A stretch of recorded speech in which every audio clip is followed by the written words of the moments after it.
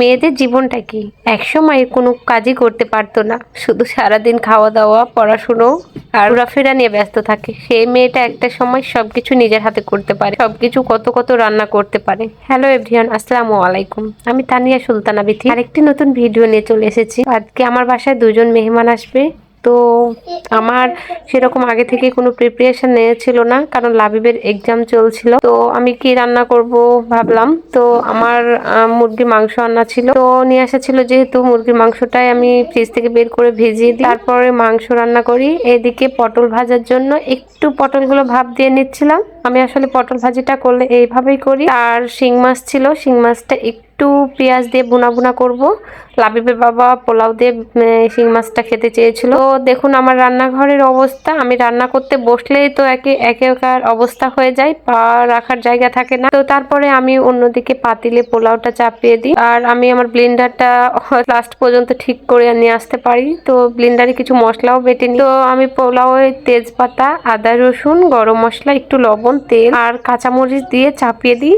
আপনারা কে কিভাবে পোলাও বানান অবশ্যই জানাবেন। আমি যেহেতু রাইস কুকারে বানাই, তো এভাবেই বানাই, কারণ আমার শাশুড়িকে আমি এভাবে বানাতে দেখেছি। আমার আম্মু অবশ্য 2-3 রকম ভাবেই বানায়, কিন্তু আমি আমার শাশুড়ির মতো করেই বেশিরভাগ বানার চেষ্টা করি। আমার ভালো লাগে আমার শাশুড়ির হাতের পোলাও। তারপরে তো আমি পেঁয়াজটা এদিকে ভাজা ভাজা করে নিই পটলটা তেলে ফেলার জন্য। তারপরে মাংসটাকে একটু হালকা আমি আঁচে একটু কষাচ্ছিলাম।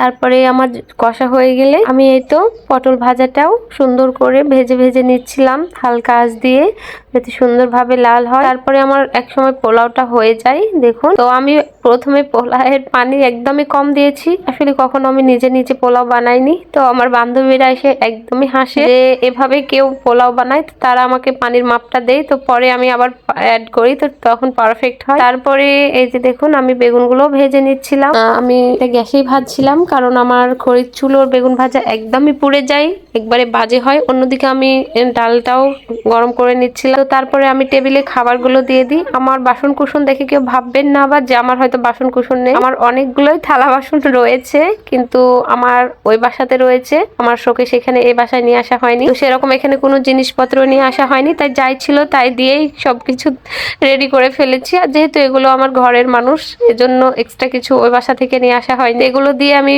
প্রিপারেশন করে দিয়েছিলাম। তো আমার থালা বাসন দেখে আবার কেউ খারাপ কমেন্ট করবেন না। তারপরে আমরা সবাই মিলে একসাথে বসে খাবার খাচ্ছিলাম, আমার মেহমানগুলো আর আমি, আর অনেক গল্প করছিলাম। তো ভিডিওটা আপনাদের কেমন লাগছে অবশ্যই কমেন্ট করে জানাবেন। আর বাকি ভিডিওগুলো দেখার জন্য পেজটি ফলো করে আর অবশ্যই লাইক, কমেন্ট আর একটা শেয়ার করে দেবেন। ততক্ষণ ভালো থাকবেন, সুস্থ থাকবেন। ভিডিওটা আমি আর বাড়াচ্ছি না। আল্লাহ হাফেজ।